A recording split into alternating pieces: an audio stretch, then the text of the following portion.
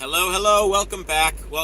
I was sharing this great conversation with Daniel the other day, and he brought up an excellent point that is worth sharing with you guys. And I first became aware of this in a story that I heard from Jordan Peterson.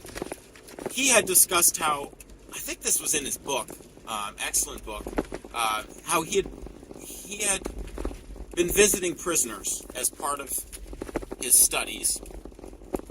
And he was in the prison one day, and he met this prisoner who was fascinated in an article of clothing he was wearing, his cape or jacket or something. And so, they kind of hung around each other all day as a result. And he was, he was like, oh, this is an interesting individual. I don't think much of it. I can't believe he's in prison, right? And after he left the prison, he shares with us how, on the way out, one of the police officers pulled him aside and said, that guy you were hanging out with all day, just want to let you know he killed 2 cops at point-blank gunpoint, cold blood. Whoops. No reason at all for doing that. That's why he's in prison. And so Jordan thought, wow, that's crazy. I can't believe, here I had this first impression of this individual, and really there's this other side to him I wasn't aware of. And he goes on to talk about how he had kind of put himself in those shoes and said, could I do something like that? And his initial reaction was no. And then he thought about it, and he was like, honestly, if my family was in danger, if I was motivated by the right reason, I could beat someone out to death with a pipe or something. Like, I have this capacity. And so that was the conversation that Daniel and I were having the other day. He had mentioned that the more he...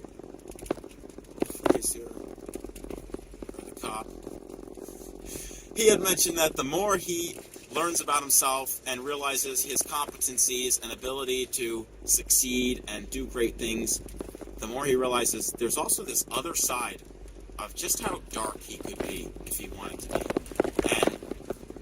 And Hitler came up in this conversation too, because, I said, look at Hitler. Hitler was not stupid. Hitler was not naive. He was not an idiot.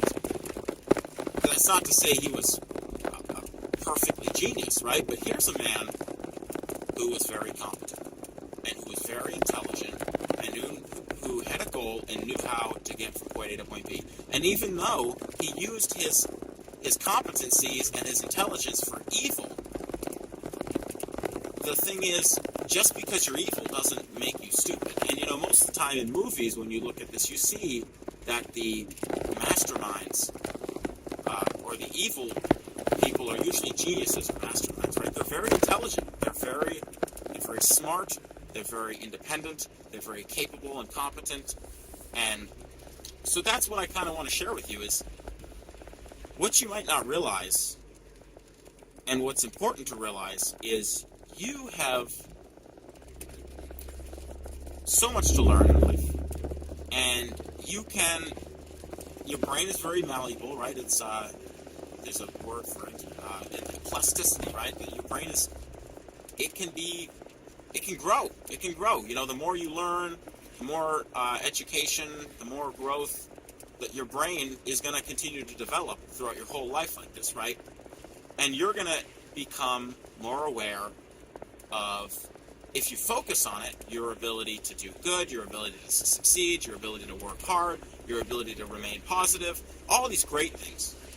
But as you develop these things, you're also going to notice the same thing that Daniel and I were discussing.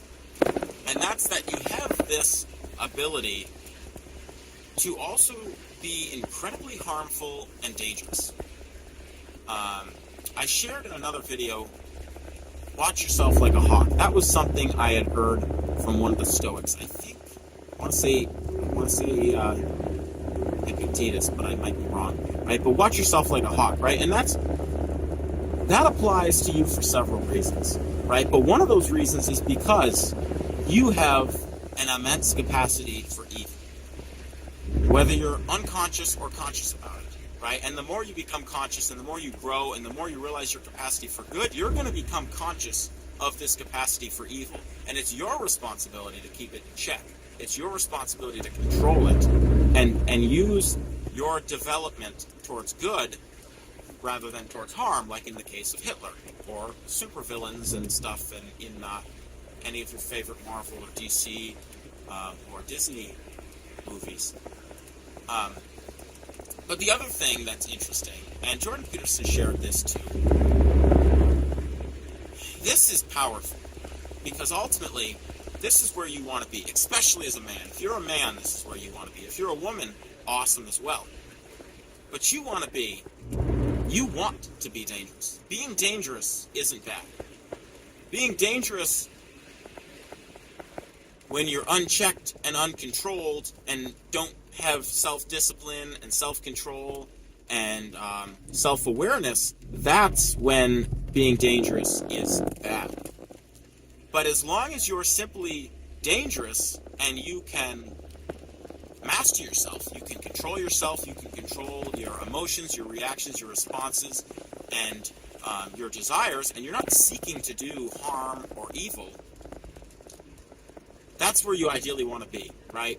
And Jordan Peterson talks about this person who is, well, he talks about, he shares a couple examples, and the first one that comes to mind is being a knight, right? A good knight is someone who is dangerous. You are skilled in the art of war. You are intelligent, right? You are capable and competent. If you are a good knight, you have the capacity to do your job efficiently and well. You can go out and kill your enemies and kill the enemies of your kingdom, right? And you can be this good knight who brings justice and peace and everything else that knights do, right? But a bad knight is the knight who has all those abilities but doesn't have self-mastery. Or he might even have self-mastery, but he doesn't have self-control. He doesn't use his abilities for good, right? He in that sense, has the power, but he misuses it, right? They're both dangerous. The good knight and the bad knight, they're both dangerous. But one of them uses their power to do wrong, and the other one uses their power to do good. And arguably everybody has the same definition of good, Good is something that brings about peace, happiness, prosperity, justice, fairness, those kinds of things. I would say the biggest being peace and justice. That's really how you can determine if something is good. And it brings about those in as using the least force necessary. I acknowledge sometimes you have to be aggressive to control situations, right? But you start at the lowest possible step and you build your way up is as necessary, if necessary. But that's the distinction. And so that's actually what we're all called to be, is someone who's dangerous but has mastery over ourselves, right? Because people who aren't dangerous aren't respected.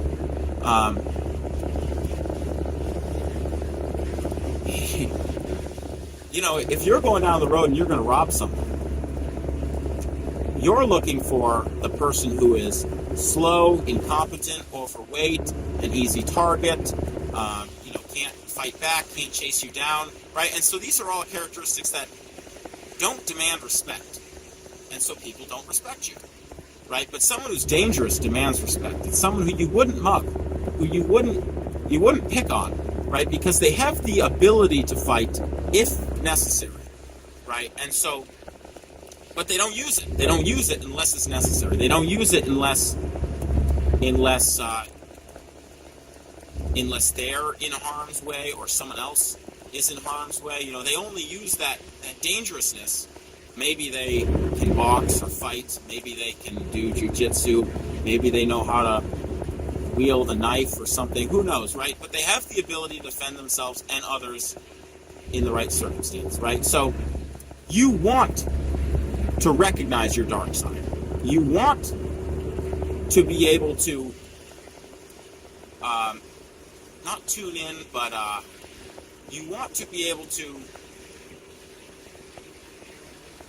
recognize your dark side and use your capacity for danger, but you want to make sure you master it appropriately, and you want to make sure it's under control and that you're regulating it, right? Because otherwise you end up with situations like Hitler and Stalin and bad knights running around the kingdom, pillaging and stealing for themselves selfishly, and raping and looting and burning down the houses of people who have families, who've worked hard and who don't do anything but produce, goods for the kingdom, right? So that's what happens when you don't do those things. That's what happens when you're not aware of yourself.